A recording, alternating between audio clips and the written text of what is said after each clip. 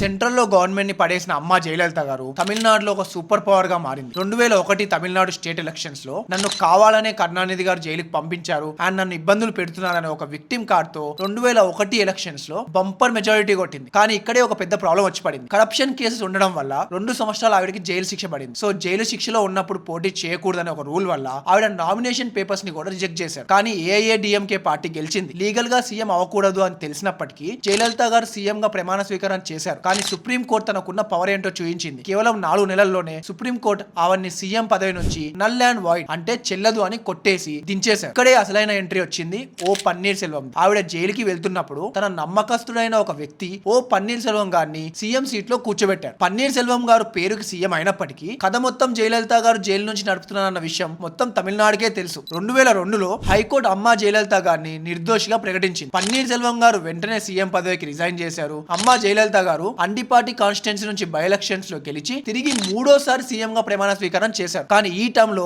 ఆవిడ కొన్ని tough decisions తీసుకోవడం జరిగింది. ఒకటి, గవర్నమెంట్ ఎంప్లాయీస్ స్ట్రైక్ చేస్తుంటే ఒకే ఒక్క రోజులో 170 మందిని డిస్మిస్ చేశారు. రెండోది, టెంపుల్ లో యానిమల్ సాక్రిఫైస్ ని బ్యాన్ చేశారు. దీంతో జనాల్లో కొద్దిగా వ్యతిరేకత మొదలైంది. తర్వాత ఏం జరిగిందనేది నెక్స్ట్ వచ్చే ఎపిసోడ్స్ లో చూద్దాం. కాంటెంట్ నచ్చితే ఫాలో కొట్టండి.